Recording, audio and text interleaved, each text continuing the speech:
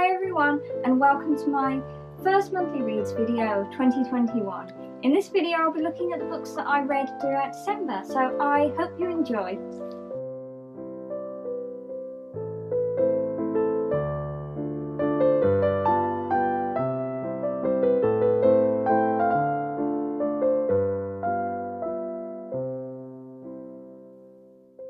The first book that I read in December was a classic that I do really enjoy, and it was Anna Karenina.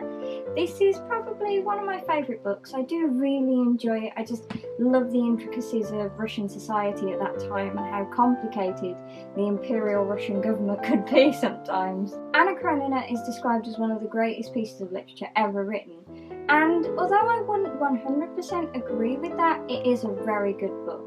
There is a lot that goes into this story. It's 800 pages long, so if you like short books, then this definitely isn't for you. But the thing is, it's not really about Anna Karenina, and that's what makes this book so good. Although the story of Anna Karenina is what pushes the story along, it's how Anna affects lots of other different people that what the story is really about.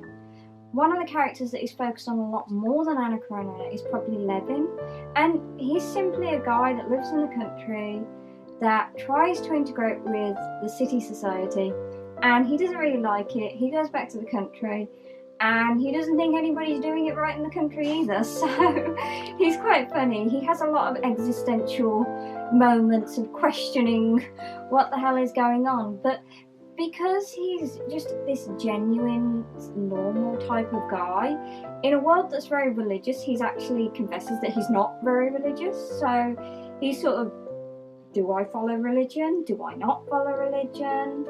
You know, he just wants his farming to go well and to people to do what he says. You know, he's paying these people to work for him, and sometimes they just go, nah. We'll do it our own way, and he's having this whole existential crisis of why is this happening and that happening, but at the same time he's also got other worries. He's trying to figure out what's going to make him happy in life, and I think that's something that we can all connect to. And it's the same with a lot of the other characters. They're just looking for something that makes them happy in this very depressing period of history where society became so complex for them, with all these different government bodies and committees and then subcommittees, and these men that were just sitting there filing paperwork, and they weren't really doing anything to forward the society that they lived in. At the same time, they were trying to follow European ideals of, you know, going to the theatre and fashion, which just didn't really suit their country. But that's a whole topic on Russian history that probably I'm not going to go into in this video, as I'm not qualified to talk about Russian history that much. But on the whole, I really enjoy Anna Karenina. It has some very depressing bits though, so it's not the sort of books that you read if you want to be happy. But there are some really happy characters in it. One of my favourites is Kitty. Even though she goes through something that's really heartbreaking and she feels like it's ruined her life, she puts her life back together again, and she isn't afraid to say, no, I'll go back on my word because it's a different time now. When I said that back then, I believed certain things, and now I don't believe those things, so I've changed my mind. And she happily changes her mind and embraces changing her mind. And it's wonderful to see that in a character, when normally you get these characters that stand by what they've said, and even though it hurts them, you know, kind of thing, which is kind of what Anna is. She sort of will keep going and pushing through, even, you know, she'll hurt herself to hurt other people because they've all done this to her, but then the next minute she's like, it's all my fault. So Anna gets a little bit annoying in that respect, but Kitty doesn't. Kitty is somebody that you can constantly follow through, and if you're going to get attached to a character, don't get attached to Anna, because that's probably not good for you if you know how the book ends. But on the whole, I really love Anna Karenina. It's a good book, and it's in the winter, the snow, it's cold, they go ice skating, so perfect read for December. And also, This is a lovely Barnes & Noble book. It's absolutely gorgeous, this edition. I didn't think I was going to get it because I was under the impression it was only available in America, and then I just happened to spot it in Waterstones once, and I was just like, I'm buying that. So, yeah, it's a lovely book, and hey, they look like Christmas baubles, so it's Christmassy, but yeah, I would definitely recommend this. If you like something that is quite heavy going, but has a fluid story to follow, and this is definitely the book to read.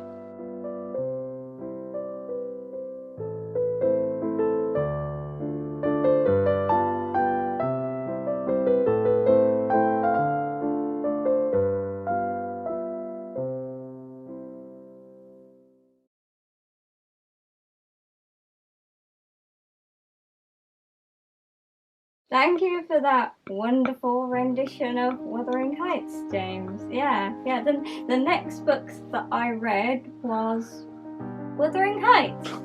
I first read this at school in English as part of my A-levels. Had to write my final A-level essay on it. And I'm glad I enjoyed it, because that essay would have been a real bore if I didn't. But I loved it. I absolutely loved it. I just had this feeling when my English teacher first said, we're going to do Wuthering Heights, and it was kind of one of those books I'd always wanted to read but never got round to. And I just thought, yeah, I'm glad we're doing this. And I read it, and I fell in love with it. But the odd thing is, I think I fell in love with it because it feels so isolated. It's the kind of book you want to read alone, because it makes you feel like you're out there on the moors and there's nobody there and you're desolate. But it has that kind of depressing feeling as well because of that, you know. There's sort of a dark, dingy, old farmhouse that you can imagine was once really grand and beautiful, fallen to ruin, and then you've got Thrushcross Grange, which is this grand and beautiful, you know, house, you know, with crystal chandeliers and lush red carpets. But at the end of the day, you just want to go to Wuthering Heights, don't you? The rundown farmhouse. You don't want Thrushcross Grange. It kind of annoys you. It's like, if I want Thrushcross Grange, I'd read Jane Austen. But you just get attached to those characters at Wuthering Heights, and because there's so few characters, you can really get to know each of them. It's not like, oh, here's another character, here's another character, here's another character.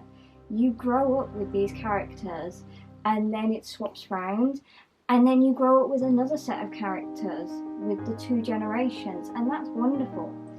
But also, the other thing that I love about Wuthering Heights is it is told from the perspective of two different characters. So initially it is Lockwood telling his story of him going to Wuthering Heights and renting the Grange, and then he asks Nellie for the story of what happened to the two houses and the people that lived at them, and then she tells him. So it's like you're getting this sort of he said, she said, but it's all got this wonderful little details because you're missing bits, you don't know the full story. I think one of the things I like the most about Wuthering Heights is that it plods along at this very nice pace that is normal, and then suddenly out of nowhere you get these huge, beautiful monologues that the characters have. You know, and you know that that has been inside them just waiting to burst forth, and it's just amazing when it does, because you're kind of like, oh, okay, this is getting good, and then that is where the action is, you know. It's not big action sequences like some books, it's these big, beautiful monologues that come out of nowhere that really rank the pace up with this book. And at the end of the day, it's not a long book, it's not Anna Karenina, it's only 300 odd pages long, and it's split into 2 volumes, so that makes it easier to, you know, if you want to read one volume, then have a break and then read the next volume, you could do that if you wanted. You'd probably forget a little bit of what happened, and it does sort of leave it on a cliffhanger at the end of the one volume of what happens in the next, but at the end of the day, it is another amazing novel, and probably one that I would say is my favourite. Out of all the books that I've ever read, this is the one that I, no matter what, can always reread. And generally I tend to reread it in the winter, and I think it's because it does have a very wintry feel to it. You know, the opening of it is Lockwood walking through the cold and then debating, is it going to snow, and then him getting caught in the snow and can somebody help me get home because I can't find my way in the snow, and they're like, no. And then it's these little hints of the supernatural that feel normal. It's like, it isn't a big ghost story, but there are those supernatural moments that are quite interesting, because I did discuss this in my English class, that it's a bit like Emily Bronte's putting Victorian superstition on the Georgian time that didn't quite have the same superstitions, and she's kind of, you know, because the book is set 50 years, almost 50 years before it was actually written, which is quite unusual for books at that time. Normally they were written about the time when they were written, so you know, on the whole, I love Wuthering Heights, and this again is another beautiful addition. After having that battered school copy that I had to hand back, I had to get a really pretty one, didn't I? And it is gorgeous with the like purple leaves and everything and all this. And unlike other Barnes & Noble, it doesn't have the gold, it has this really nice purpley, you know, it just feels so natural and earthy, and it's just beautiful. So yeah, if you want to read something that is a nice, easy classic read that really draws you in, that feels modern but isn't, then this is definitely the book to read.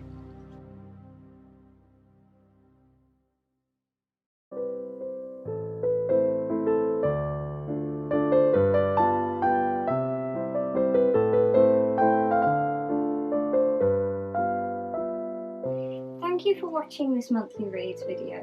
I hope you enjoyed it, and please let me know what you thought of these two books as well. I'd really love to hear your thoughts in the comments and, you know, start a discussion on books. Why not? Please like and subscribe, and as always, thank you so much. Bye!